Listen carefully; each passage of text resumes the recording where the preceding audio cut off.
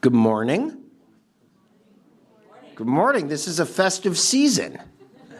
My name is Aaron Klein. I'm the Miriam K. Carliner Chair and Senior Fellow in Economic Studies here at the Brookings Institution, and it's my privilege to welcome everybody here for the seventh and final for this calendar year moment in our series on the future of financial regulation. Financial regulation is incredibly important for the functioning of our society. At one point, you had to make that point a little more clearly, and the 2008 financial crisis made that point for itself. As the history of that crisis ebbs, I feel that it becomes increasingly important to remind people that, like many types of regulation, when it works, you forget about it, and when it doesn't work, it can destroy your life. And in this way, we have built a regulatory system throughout our country's history that builds upon itself generally in reaction to crises. One such crisis was the great stock market crash of 1929, which no one here remembers, but whose legacy shapes us. As a result of that, and a series of important investigative work done by the Senate Banking, Housing, and Urban Affairs Committee, of which I was privileged to serve, an agency was created by Franklin Delano Roosevelt called the Securities and Exchange Commission. And this commission has safeguarded the integrity of American capital markets to the point where our capital markets are the best in the world. And we all go to bed knowing that our stocks, our bonds, our investments are safe and secure at their broker-dealer, even though I can tell you I've been on a very long quest to understand exactly where my Apple stock is, and nobody can tell me, including the companies that purport to hold my Apple stock. But that's okay, because our financial system is fundamentally predicated on trust, and trust must be verified. And the verification of that occurs at the Securities and Exchange Commission. And for that, we will be joined by Securities and Exchange Commissioner Caroline Crenshaw, who will be giving her farewell remarks here, discussing her tenure, her experience, and the future of financial regulation as she sees it. And as I introduce her, let's just take a moment to appreciate her incredible service to this country, not just starting from her time as an SEC Commissioner in 2018, but her service to all of our safety and security in a physical way as a major in the JAG department. So here we have a dedicated public servant who has served us intellectually, who has served us in the military, and who continues to serve us to share her wisdom, her experience from the front lines of enforcing our nation's securities law. So, Commissioner Crenshaw.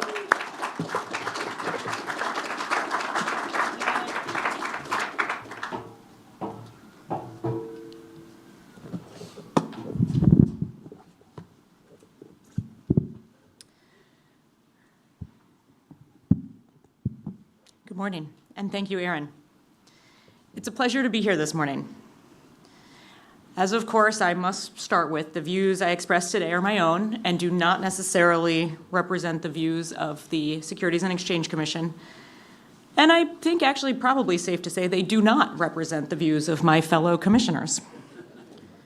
So while I won't bill at this exactly as a farewell address, I do hope that you'll indulge me a little bit if I take the opportunity to reflect on what I've learned, what we've accomplished prior to this year, and provide commentary on where I think the markets are today and where I think they should be headed. The securities laws as drafted were designed to provide legal structure around an intricate system of market participants with different interests and different incentives. That's why he doesn't know where his Apple stock is.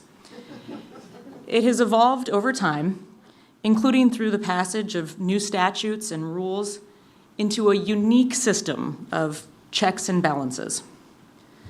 This structure, which has accommodated growth in volume, speed, and complexity over the last 90 years, is far from perfect. But, more or less, it has worked. If those who can afford to invest, buy and hold plain vanilla diversified products based on investment advice that is provided in their best interest, those investors should get, and generally have gotten, more money out than they put in.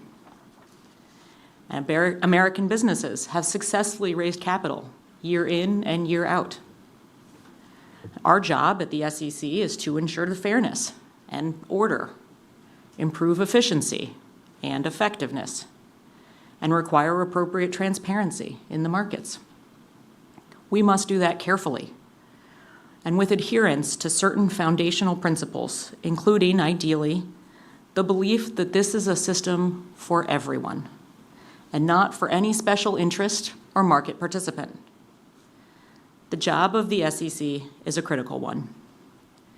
The agency must understand the interactions between all of the participants while recognizing the interests and incentives of each of them and ensure that the overall structure remains balanced and works for everyone. Now, nearly 5.5 years ago, I had the privilege to testify before the Senate for a hearing on my nomination. At the hearing, I explained who I wanted to be as a commissioner. I said, I carry with me today the stories of soldiers, family, and friends who give the SEC's mission real meaning. As a captain, now a major, in the United States Army Reserve Judge Advocate General Corps, that mission means making sure my fellow soldiers have a fighting chance to secure the financial futures they deserve. As a sister of an entrepreneur who's still struggling, it means making sure our markets unite job-creating capital with individuals like my brother, who recently started a small business developing 3D printing technology for military uses. As a new mother, not quite so new anymore, it means promoting a level playing field that will allow my family and millions of other American families to fund the rising cost of education by safely and confidently investing in our markets. As a commissioner, I promise to provide tools that allow individuals to fund their retirements in safe and sustainable ways. These were some lofty goals. And whether I have been successful in pursuit of those goals, history will judge. But I can say proudly today that I never lost sight of why I took this job. Over my tenure, the Commission has brought meaningful enforcement actions to recompense victims of fraud and wrongdoing, including soldiers and their families, simplified disclosures, made it harder for corporate insiders to rig the system to their benefit, required disclosures of material information on executive compensation, climate risk, and cybersecurity risk, and put in place restrictions designed to enhance the protection of customer information. Unfortunately, recently, my voice has become one of ubiquitous dissent. It's been unsettling to see how precipitously one commission is willing to undo the work of the commission that came before it, all without a single notice and comment rulemaking to date. I'm concerned that the fundamental precepts upon which our markets are built, tenets that have, by and large, kept our markets safe for both issuers and investors alike, are being eroded. I fear that the very core of our intricate market structure is under attack. And instead of safeguarding our markets for investors to fund their retirements in safe and sustainable ways, we are moving in a direction where markets start to look like casinos. The problem with casinos, of course, is that in the long run, the house always wins. This approach flies in the face of the work I set out to do. Here's how. First and foremost, we're seeing a trend towards devaluing investor rights. It's pervasive and already worn deep. For example, the Commission has made it harder for investors to communicate their preferences to issuer management. It has shown outright hostility to investor proxy proposals, and we are dismantling private rights of action by allowing public issuers to force their shareholders into arbitration. These actions seem fueled by the fictitious notion that we need to punish investors in order to revitalize public markets, or purportedly to make IPOs great again. But IPOs can only be revitalized with investor money. Treating investors as a nuisance is short-sighted at best.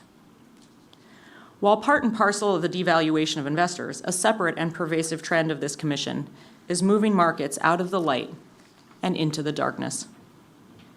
Intent on reducing industry's perceived burdens, this commission is reducing transparency.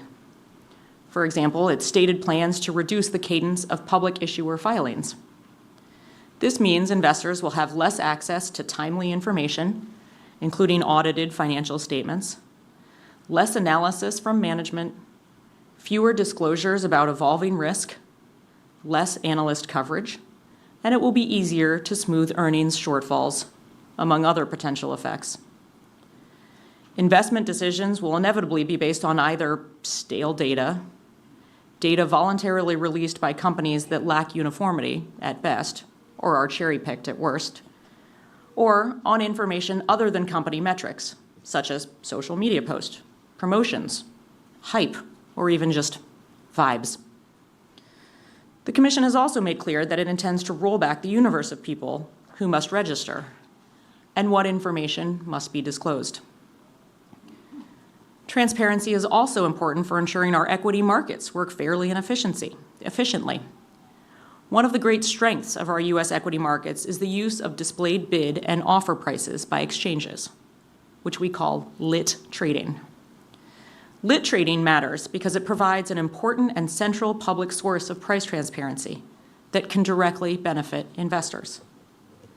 Displayed quotes are used for many purposes, such as informing trading decisions, establishing security valuations, and performing index calculations.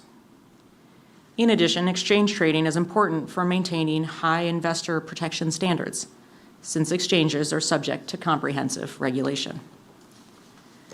However, in recent years, there's been a shift of market activity away from lit trading on exchanges to dark markets.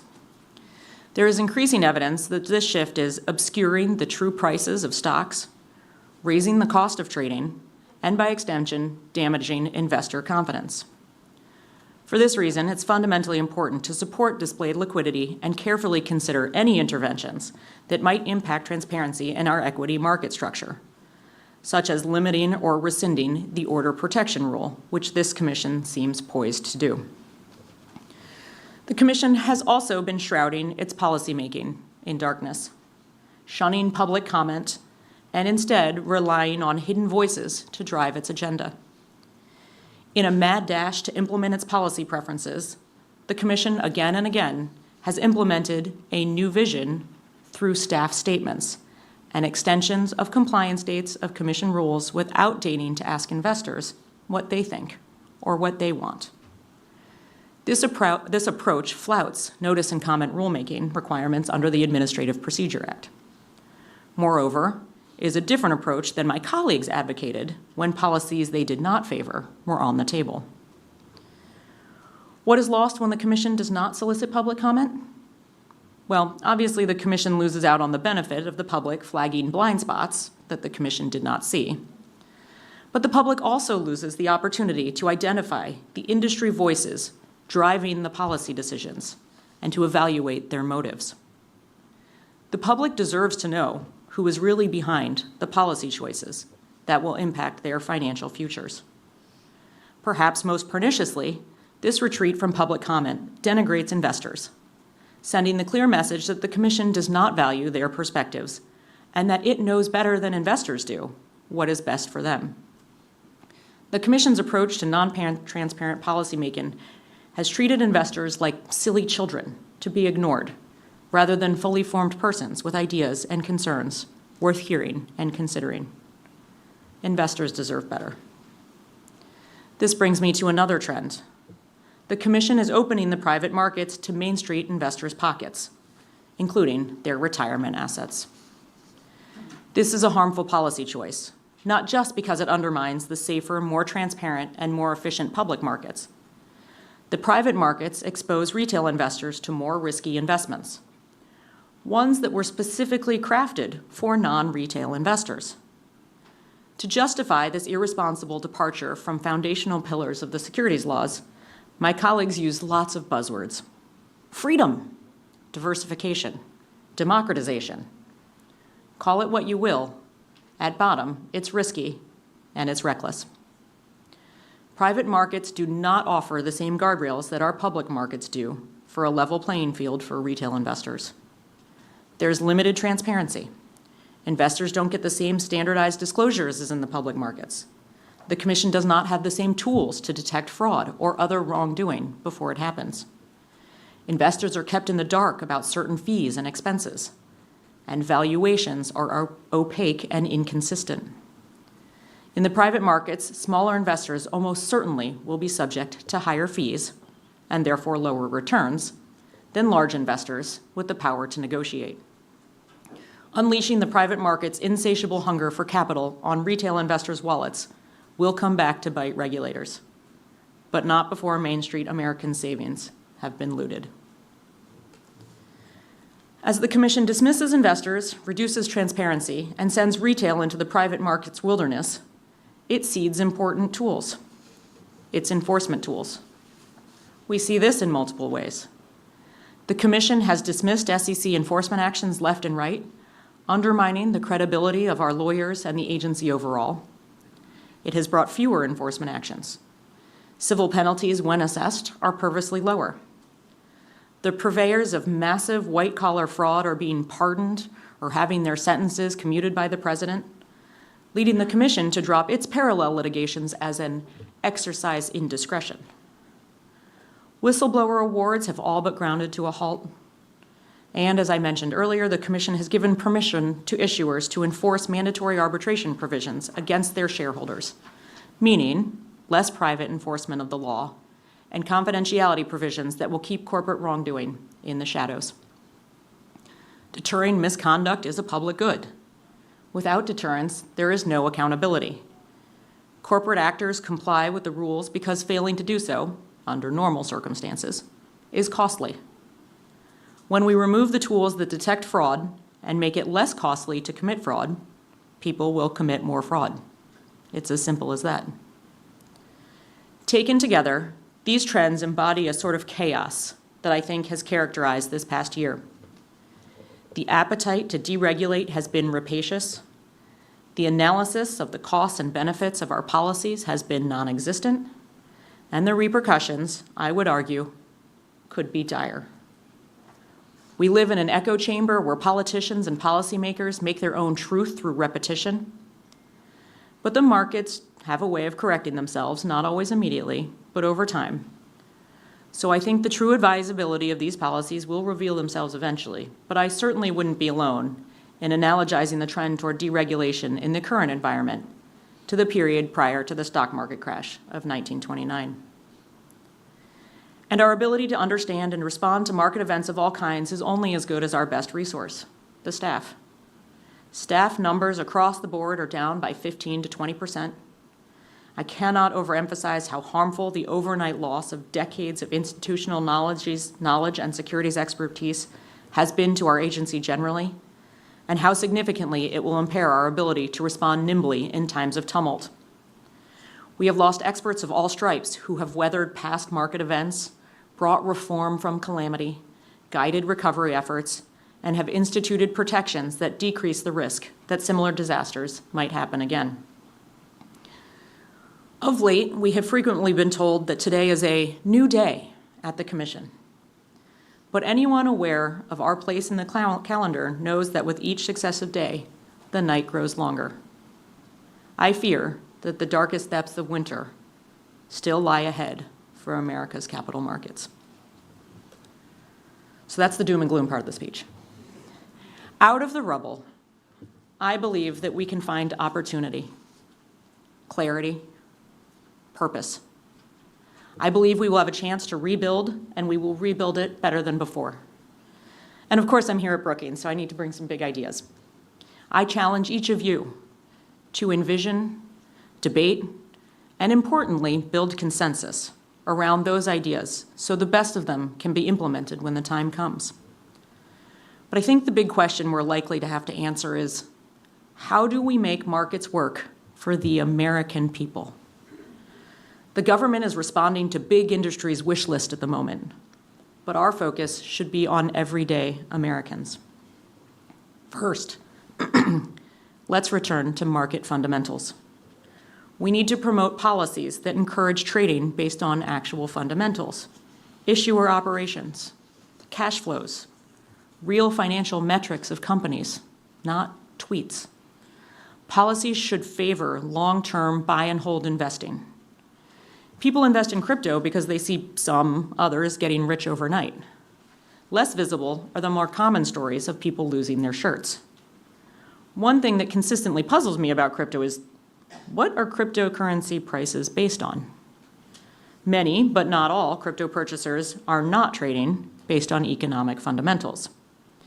I think it's safe to say they're speculating, reacting to hysteria from promoters, feeding a desire to gamble, wash trading to push up prices, or, as one Nobel laureate has posited, betting on the popularity of the politicians who support or stand to benefit personally from the success of crypto. Regardless of asset class, our legal framework, including our tax framework, I'm looking at you, Congress, must promote long-term investing based on sound economic principles. Second, government should be more nimble and interdisciplinary. The world looks very different than it did when our financial agencies were created. We may have to reimagine financial regulatory agency structure, or at least come up with a framework where real collaboration that looks different than today. Does it make sense that some lending is overseen by banking regulators and some lending is overseen by the SEC, and all while neither regulator has real insight into how exposed our banks are to private credit? Does it make sense that the commodity-based swaps are regulated by the CFTC and the security-based swaps are regulated by the SEC? Do these products look sufficiently different to require different regulatory regimes? And Congress may have to ask normative questions about the way the economy is structured. Private equity is buying up single-family homes, healthcare, and even the very accounting firms that may be signing off on the financial health of their portfolio companies. We need to look carefully at whether robust guardrails are needed around these practices. Third, we must confront the changing face of the American economy. Artificial intelligence is here. It may well upend the labor force. We need to revisit our rulebook with AI in mind. Specifically at the Securities and Exchange Commission, many of our securities laws require evidence of bad intent to prove a violation. But how will we prove intent if no human is involved? And what are the real risks involving the use of AI by issuers and intermediaries that investors should know about? Is shifting compliance obligations to AI tools resulting in appropriate internal reviews? We will need to build a more rigorous scaffolding around the markets to address AI. Next, let's pursue policies that actually promote our small businesses. We should be a resource to them as they seek to raise capital by helping them understand our disclosure regimes and helping them get information to investors about their businesses. And let us reimagine our exemptions from the public company registration system, including Regulation D, which has effectively become an economic subsidy for large private issuers to the disadvantage of our small businesses. We should revisit this. Let's take a look at what small really means, not just reflexively provide loopholes and exemptions and rollbacks for larger and larger businesses. And finally, let us govern with ethics and meaning. Let us respect and support our public servants, not punish them. Let us give regulators the tools they need to oversee markets in a meaningful way and to help prevent the all too predictable mistakes of the past from repeating themselves. Let us rebuild with the purpose of ensuring that the American economy works for everybody, not just those able to buy political influence. So my fellow soldiers have a fighting chance to secure the financial futures they deserve. So our markets unite job-creating capital with small business owners like my brother. So families can fund the rising cost of education, and so Americans can fund their retirement in safe and sustainable ways. Thank you.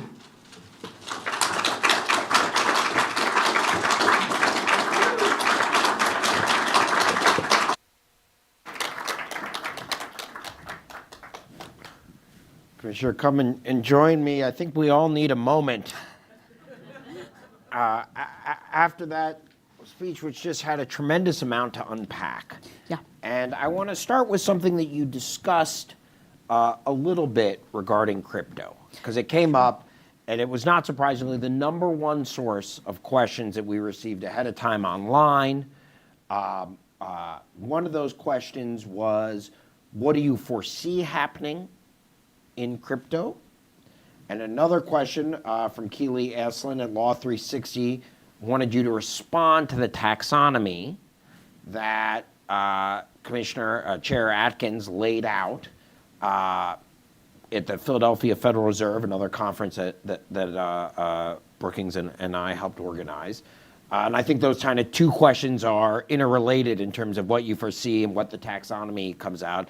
And then maybe we can turn a little bit towards kind of some solutions there. But where is this crypto? I mean, you laid out a dark path on where we were going, right? Mm-hmm. I'm watching Stranger Things, and like you were in the Upside Down, but then you also had Winter is Coming from Game of Thrones. I appreciated the Game of Thrones reference. Like, where are we really headed to crypto implosion? I wouldn't actually say it's specifically crypto implosion. Crypto, a single-digit percentage of households have even touched crypto. Some recent data suggest the crypto market at this point is significantly smaller than the rest of the markets we oversee. It is a tiny piece of the markets. So candidly, I think we should be spending our time at the agency looking at the pieces of the market that really have a true impact on investors, that have economic consequences, that have meaningful assets that we can look at, that we can regulate. So I think we should be spending much more of our time on the rest of the markets. And I think that will serve investors in the markets well. I do worry that as the crypto rules are perhaps implemented, or perhaps we just put out more guidance, unclear, where we say they are not securities, where we loosen the basic fundamentals of the securities laws so that they can operate in our system, but without any of the guardrails that we have in place. I do worry that that can lead to more significant market contagion, combined with all of the other things we're doing about, which I spent time talking about in the speech today. Well, we all know where I think that will land. So what you're saying is you think we're headed towards a world where crypto gets some sort of exemption from the rules that made America's security markets great. And we're going to end up with what, like a lot of Haktua meme coins, where you can, things that blow up and collapse. And real people lose money. Your point about 1% or small single-digit percent, that's true. But I've also seen data that show that 25% of men of color under the age of 30 have invested crypto. Sure. And then tell me what share of those people own stock. Yep. And I don't mean this own stock in this like, I'm a teacher and my defined pension plan owns stock, and then you pretend like I own it, because you don't. You own a claim against a defined plan. You don't own any of their assets are just there to help the management pay for you. It's not yours.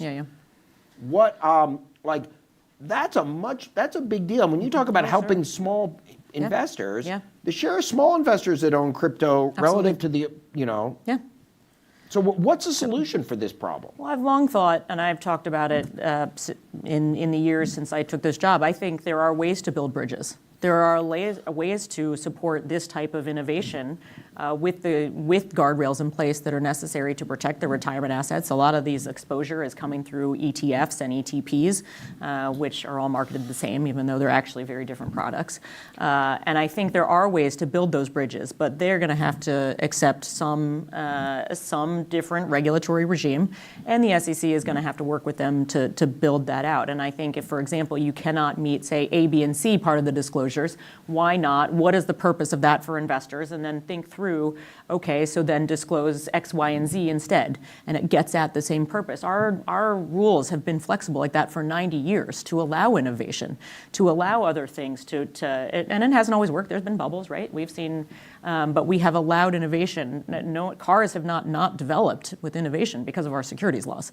There are ways to innovate in our markets, and I think that we could do that if we were willing to actually have that dialogue and put the right guardrails in place. Well, like, I kind of will defend bubbles for a second, right? I mean, nobody, when you look at the dot-com bubble, right, you said, we want to do buy and hold, we want to do, like, nobody knew what the long-term value of a click on the internet was. Sure.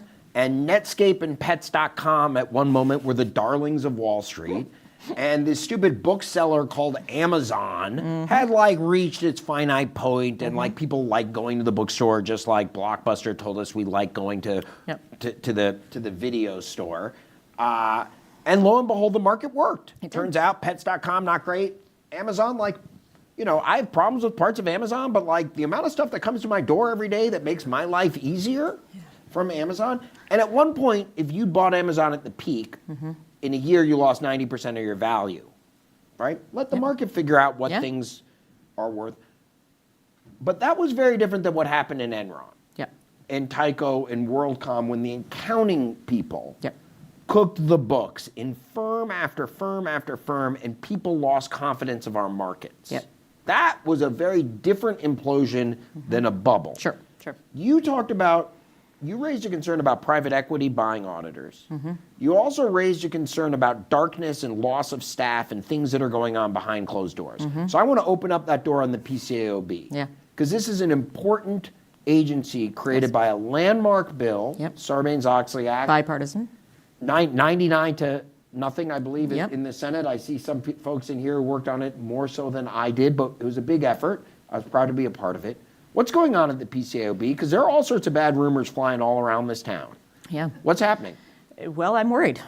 We've obviously put out an announcement to hire a new board construct. So depending on what that board is going to look like, I'm worried that with that board, we're going to roll back staff at the PCAOB, the experts in this area. We're going to roll back their budget. Is their budget actively being cut? Are there conversations going on about cutting their budget, right? Because one of the weird things about the PCAOB is it's kind of, part of the government, it kind of isn't, but it reports to you, the Securities and Exchange Commission. It doesn't. That's right. Right? So you guys get to oversee its budget. The CFPB, which is similarly kind of like situated within the Federal Reserve, but independent, they're just refusing to fund it. Being litigated in court. PCAOB, it's not clear to the outside. I mean, whatever you want to say about what they're doing in the CFPB, right, and I need like a garbage can to throw up in about it, at least they're telling people what they're doing. What's happening at the PCAOB? Tell us. Well, so obviously there's internal discussions at this point. There's a process on how the budget works. They send us a letter, we send a letter back, they send us another proposed budget, and then ultimately it gets voted on. That's the process every year. I can't talk about the internal discussions about their budget, but what I can point you to is all of my fellow commissioners' statements when we approved budgets in the past. That questioned the value of the budget we were providing them, that really wondered about what was the true work that was going into all of these things, and really, I think, highlighted that they were very skeptical about the budget that we have provided the past 4 years. So, are you concerned that the PCAOB will get a budget that is too little for it to effectively do its job? That's certainly a concern. And will that conversation occur transparently, or will it just be a fait accompli plopped out there? There'll be I don't know. Oftentimes there's an open meeting around the budget, so at least the public can see the dialogue between the commission and the PCAOB board members. That's one of the tools I would have if I were still at the commission. I could demand that be in the public. I don't know if it will be when I'm not there. It might just move just on paper, and there may be nothing about it. That's terrifying. Let's talk. You raised multiple times in your speech about independent agencies. And this issue was litigated in front of the Supreme Court this week, discussing Humphrey's Executor, which is the landmark case where FDR lost. Frankly, it kind of helped shape the SEC in a way, in this concept of a buyout. I'm old enough to remember when Justice Kavanaugh pretended to believe that there was a difference between bipartisan commissions and protected the SEC from single agency heads like the CFPB and FHFA. Now, the Supreme Court seems to be acknowledging that that was just judicial la land, and they didn't really believe what they said, it was politically expedient then, they're going to, one, as a lawyer, do you think they will overturn Humphrey's executor? And two, what will that mean for an agency like the SEC if you are all fireable? If Donald Trump viewed that he could have fired you day one, and come the next president, they can fire. What does that mean? Well, there's many more constitutional scholars focused on that question than I am. That is not my specific area of expertise, but it certainly looked like they had real questions.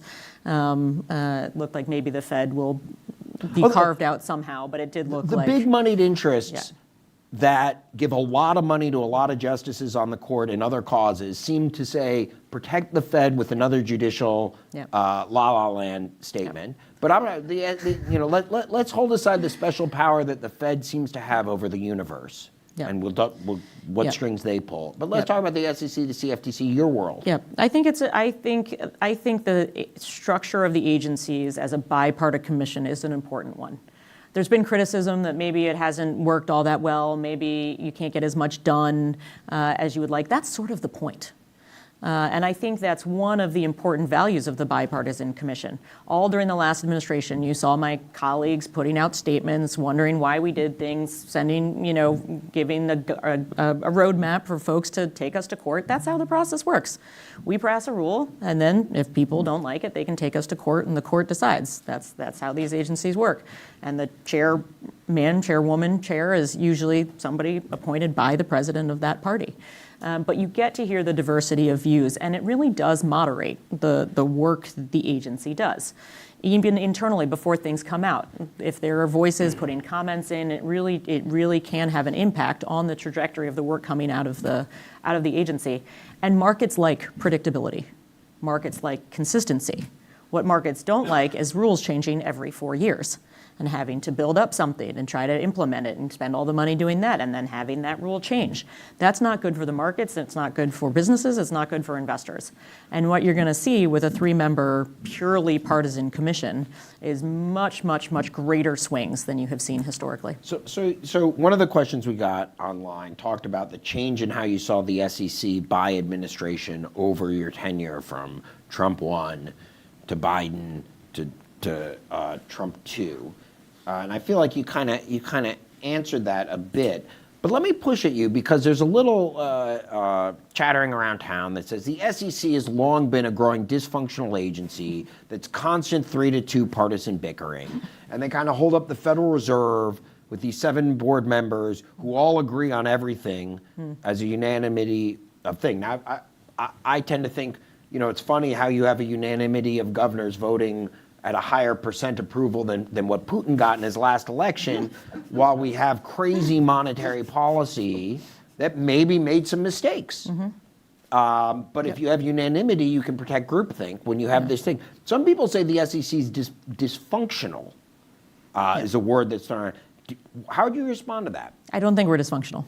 I think we're doing exactly what we're designed to do.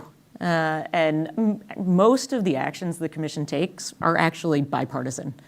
A lot of those aren't seen. What you do see are when there is divisiveness, because commissioners have tools to bring them to the public, to make sure there's an open meeting, to have the discussions, so that we can have all the input, so that all the views can be seen, so that businesses have an opportunity to have a real dialogue, so that investors have an opportunity to have a real dialogue. It's the point of the Administrative Procedure Act. It's the point of transparency. And yes, I think, yes, there's differing views, but I don't think the differing views suggest dysfunction. So what's going to happen to that when you're gone and there are no Democrats and Donald Trump says, I'm not going to appoint a single Democrat to any bipartisan agency? How's that going to affect the functionality of the agency? I think it will not function. I mean, it'll appear to function great. It'll appear to have unanimous decisions, and it will appear that there's groupthink, and this is the unquestioned policies that are right for everybody. But I think you're going to be missing, sorely missing, different perspectives that I think are going to send the market, as we've discussed, in the wrong direction. All right. Like your speech, I feel like I need a shot of positivity. You discussed the rebuild. You talked about and you raised the point about the swaps and the distinction between the SEC and CFTC. I'm looking down in the audience at Tim Massad, Brookings Senior Fellow, former chairman of the CFTC, who had the courage to come out and write and say the SEC and CFTC should be merged and have one capital markets regulator. What do you say to Tim? I say that's for Congress and Tim to decide, not me in my current role at the Securities and Exchange Commission. But, I think the markets evolved, as I talked about a little bit, they were different. The registration system at the SEC is designed for retail investors. It's designed with a disclosure regime in place. It's designed to give that information to folks. At the CFTC, cows can't file.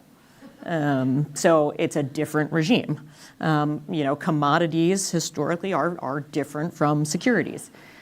But that sort of some of those distinctions, as products have changed over time, I really do think some of those distinctions are starting to fade away as some of the products I mentioned on the security-based swaps and the commodity-based swaps. And do those distinctions make sense anymore?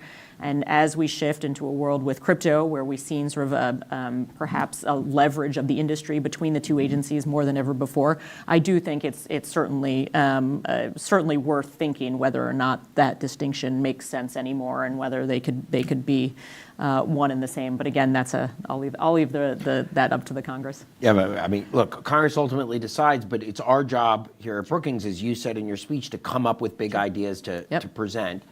Look, when I was a kid, the only time I'd ever heard of commodities trading was Trading Places, where they're speculating in orange juice futures. Right? And nowadays, I could buy orange juice futures on my laptop when I go home. Right? Different world than Dan Aykroyd in 1984. Yes. Don't we need different agency structure? Do we need different agency structure? I think if the agencies, one of the things I talked about is the agencies working better together. And I think there's a couple of ways you can look at it. I think you can look at potentially needing entirely new structure. If you do entirely new structure, you're inevitably going to have new problems. Maybe those problems are different, are better, maybe not. So I'm certainly not opposed to actually sort of combining them. At the same time, if the agencies are actually doing their jobs, and also working together so that there aren't sort of jurisdictional fights. If there's a way to think through that, maybe that solves problems as well. If you can find a place without jurisdictional fights, I'll gladly move there. It won't be Washington. You talked about one of your disclosures. You listed some proud accomplishments. One, you described disclosures on executive compensation. By the way, that was a law, right, in Dodd-Frank? Yeah. The Federal Reserve has not done that, right? Chairman Powell said he doesn't like that law, so he's not going to follow it. That section, 956, the incentive-based compensation. Right, you guys followed the law. The Chairman Powell said he didn't. We haven't implemented 956 either because it's a joint rulemaking. Right, so you've done your thing, but the other people that you need to work with have decided they're not going to follow the law. Tell me some more of your proudest accomplishments that you've done. Maybe, take a moment and reflect on the three things that you're proudest of. I think maybe not everyone in this room knows the name Caroline Crenshaw, but probably they know there's a lone Democrat at the SEC. So I think, I am the lone Democrat at the SEC, and I hope what that means is that I've been a voice of reason, a voice for investors, a voice on the other side of these questions, using the tools that I have to keep as much transparency on all the work that's happening as I can. So I think that's really sort of first and foremost, the lone Democrat. In addition to that, I do think, we've talked about crypto, I do think I am hopefully a voice in the world of crypto of we can innovate, but still have appropriate guardrails in place for investors, for the markets, and hopefully those views will have some impact somewhere along the line as that continues to move forward. So I think that's one thing. And then I hope the views I've put out on the public-private market divide and ways we can really think through some of the exemptions that we've put in place that I really fear sort of started to swallow the whole can be rethought. I've given many talks on that in my time, and haven't necessarily gotten folks to put those in place yet, but I hope at some point that those will be ideas that folks can think about and think through and put in place to make a meaningful difference. Speaking of difference, right? I often wish I could Benjamin Button my career and take everything I know back and go into my first job, which is probably my best job on the Senate Banking Committee, and I would wreak havoc. What would you do? I mean, you've now had a lengthy tenure. Can you, a couple things, 2, 3 things you would do differently? Certainly. One, it's also crypto, weirdly crypto. As I say, I don't want it stealing the whole voice in the room, but it has a tendency to do that. I regret sort of that the dialogue devolved the way it did. I think we had an opportunity to really put in place some guardrails, some rules, especially in the wake of FTX. I think it was an opportunity to put in place a system that worked for everybody, and so I think we missed an opportunity there. I think we missed an opportunity on AI. We put out a proposal. I was a bit skeptical of the proposal that we put out, and so was the public audience. But I think we could have really, had we sort of thought through that a little bit differently and earlier on in the tenure, really, I think, made a difference in some of the AI stuff before we end up in a spot where it moves forward and we're left decades behind already in the regulation. So those are 2 things. And then I regret not being able to, for retail investors, just work on the fee disclosures on registered funds, RIC fees. I think it was something we really could have done to provide meaningful tools for investors to look at what they're spending in a way they can truly understand, compare between funds, and I really wish we'd gotten to RIC fees.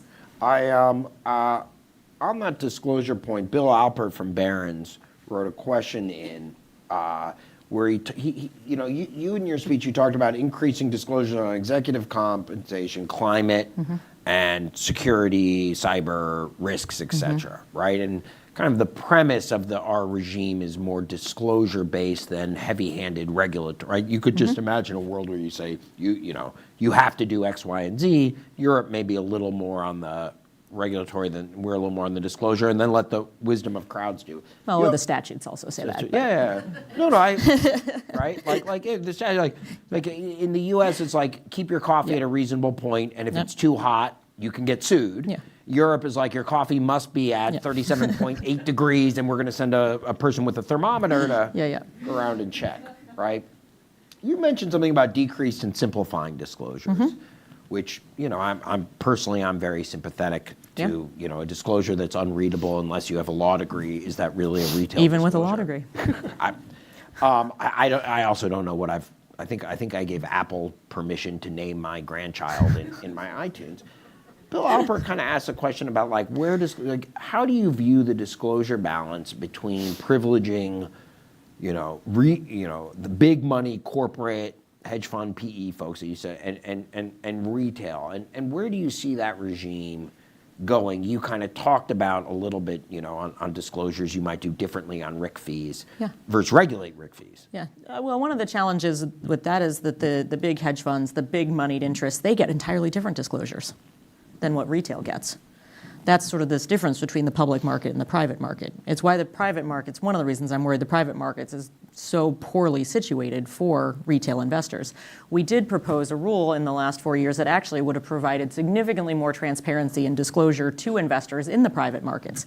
We were sued in the Fifth Circuit and told that no, it's just for sophisticated investors. So your rule doesn't make sense. It was a disclosure rule. And we were told it doesn't make sense. But maybe it's time to revisit that. As more and more, if we open up the space to retail investors, actually, that rule seems to have been more prophetic than perhaps even we knew, given sort of the court's ruling. But I think that transparency is available to some and not others. And I think not only does it need to be simplified, but I think more transparency across the board should be available. So you talked a lot about rebuilding, and you will have a successor. Maybe there'll be a lone Democrat back on the SEC at some point. Maybe there won't. But the history of our society and our country is that things go around. And the history of bubbles, hopefully not crises, is that there will be rebuilds. What recommendations do you have for that person who will come into that moment, either as the lone Democrat in this point or in a future situation, based on your experience? What wisdom would you leave them in that note in the desk that I guess you can't, presidents get to do, but SEC commissioners don't? I don't think anyone would read my note in the desk. I think my desk goes down to the basement. I hope that whoever goes to be the SEC goes and reads your speech, because I think that will explain to them a lot about what they've inherited. Yep. If you don't understand the past, you're doomed to repeat the mistakes. Yep. That's one of the reasons, Yep. I was asking you about the PCAOB and accounting and Yep. disclosure. Yep. I think we're going to find that Tether's stablecoin had digital gold backed by physical gold, Yep. which somehow, is an innovation. Your successor, just imagine that somebody sits them down and says, I want you to watch this, 2, 3, this little clip on YouTube from Brookings from Commissioner Crenshaw. Yeah. What would you say? I think, one of the advantages I had, I believe was an advantage, was I had been on staff for about 10 years before I became a commissioner. I'd had I've never worked on the Hill, so securities laws was my bailiwick. It's what I did. It's what I did in private practice. And so one of the things that I had an opportunity to do before I took this job was learn. I learned the ins and outs. As we talked about, it's incredibly intricate. We have a single expert in variable annuity fund disclosures. That's a tiny, tiny piece of the market that we have experts in just that piece. We have experts in our issuer disclosures. We have experts in the ETP space, in the ETF space, in the accounting world, in the international rules and regimes, in small businesses. It's incredibly broad. So anyone who comes in needs to listen and learn. First and foremost, they need to understand what the agency does, and they need to look at those intricate relationships, because one policy you're going to have here is going to create all new incentives over here. And you have to be able to understand, as you're writing policy, what the different implications are going to be and how all the different incentives are going to change. And ideally, you can write policy that incentivizes the behavior you want through all the different interests. Do we always succeed at that? Meh, but we can try. But you have to be able to understand that. So to listen and learn, I think that's thing one. And thing two, do the job. Don't worry about what you're going to do next. Actually do the job that's in front of you, and don't worry about if you put out a statement, if you're going to say something, what that's going to mean. I think that you're going to only be able to do the job if you're focused on the job at hand. Otherwise, you're not going to say the things that you think ought to be said, or do the job the way it should be done. And I think last, trust the staff. The staff know so much and are there to do the job that the commission asks them to do. And they can be such a resource, and they are a resource to either political party. They are not there to be part of partisan politics. They are there to do their job that the commission tells them to do. So trust the staff, learn from the staff, and be guided by the information and the knowledge and the expertise that the staff have. Well, that's fantastic advice, I think, for a commissioner of any agency, whether we have independent agencies or not in the future. Let me turn and pause for the audience. I see Justin has a question. Aiden, if you can go over to Justin, and we have time for a few questions. Hi, Commissioner. There's been reporting that there may be an executive order coming soon on proxy voting, proxy advisors, mirror vote, whatever it might be. What do you see happening in this area? And are there things that you've heard people call for that you think the SEC does not have the authority or the jurisdiction to do in that area? Well, I think there's an attack across the board, much like on investors, on the proxy advisory firms. I think in the first Trump administration, there were some reforms around the proxy advisory firms. We then, actually in the next administration, also did some reforms around those reforms.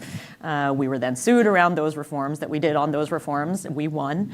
So I think there is going to be all sorts of new and innovative attacks on the proxy advisory firms. What exactly an EO looks like, that says, I don't know. I don't know what the commission would decide to do in that regard, but I think you can be certainly sure that there will be attempts to reduce the influence of the proxy advisor firms. right, other questions? In the back? Commissioner, do you see us moving away from notice and comment period and going strictly to a interim final rules and guidance and just kind of moving that direction? I don't see them being internal final rules necessarily, but I think, I do think so far it's been a year. There hasn't been a single notice and comment rule proposal. There's been exemptive relief, there's been no action letters, there's been commission interpretations, there's been, but no actual rules. And none of that has gone through notice and comment. Now, some of my colleagues will say, but we've done roundtables. We have done a lot of roundtables. A lot of roundtables. But that is not the same, right? You have people talking on a panel where the questions are curated. You don't get the true outside voice and opinion and perspective that you do when you have a proposal and then you invite everybody, anyone who wants to comment on it. And so I think there will be notice and comment rulemaking, but it's a slow process. And so anything that that can be done otherwise will be. They now have to send all of the economic analysis to OIRA in addition to our own economic analysis, which will make it an even slower process. That's the Office of Management and Budget in the White House that does something. That does economic. Something. We'll debate what it does, but that was one of the ways in which the Trump administration curtailed independence and authority. Right.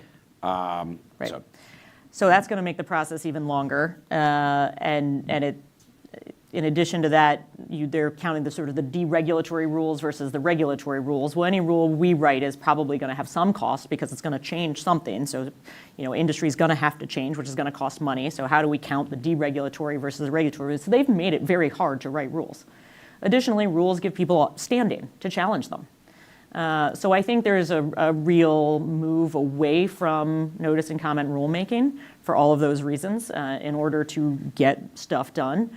That being said, I think there are certain places where even this commission will feel that it needs to do notice and comment rulemaking. And I think you'll see, particularly in this year, between the 26 midterms and now, probably a real push to get as much done as possible through every avenue. We have time for one more question, because I think we're close to time. Sir? Hold on for the microphone. Thank you. Question about severability and the independence. Of course, the SEC was, nominally somewhat independent as a bipartisan agency. So, if the independence is completely gone, should the agency still exist, or is it too much of a temptation to try and extort funds from the private sector if a president has unlimited power there? I tend to think the agency will continue to exist. I think markets want the agency to exist. I think markets, at some point, as Aaron was suggesting with the Fed, there's moneyed interests saying to the courts, no, leave the Feds. I think at some point enough folks want the agency to exist, understand that our markets are the gold standard of the world because of a baseline of regulation and transparency. And I think if the agency were to go away, and even sort of that imprimatur of legitimacy went away, I think that would be sort of incredibly detrimental to our markets, to investors, and I think you would see money just move massively away from the United States. And I think members on the Hill, as well as sort of current leadership, probably I think would feel the same way on that point. And I think do believe in the mission of the agency, even if it's just sort of preventing Ponzi schemes, but do believe in the mission of the agency to bring some enforcement actions and to provide some guardrails. Yeah, it amazes me that you see a deregulatory voice like Bill Ackman running around on Twitter screaming about regulation, and the minute his moneyed interests are at stake in Silicon Valley Bank, He is crying like a 3-year-old running, screaming, bail me out, the world will collapse if I lose money. It is just amazing to watch that 180, that 1 minute when regulation is harming my quarterly earnings, it is a threat to global society, and the minute that I need it to protect my position in the hierarchy and to protect my moneyed interest, it is critical for society. And I think as you've gone through in your career seeing both sides of these, you have done a tremendous amount of public service to our country, to which I want to thank you. I want to invite the rest of the audience to thank you. And I want to wish you a wonderful vacation into whatever. I know you haven't thought about what's future because that was one of the things you said, but I hope that you have a long and bright future in whatever way you serve yourself and take a little time with your family. Thank you. So thank you all very much. Thank you for joining us.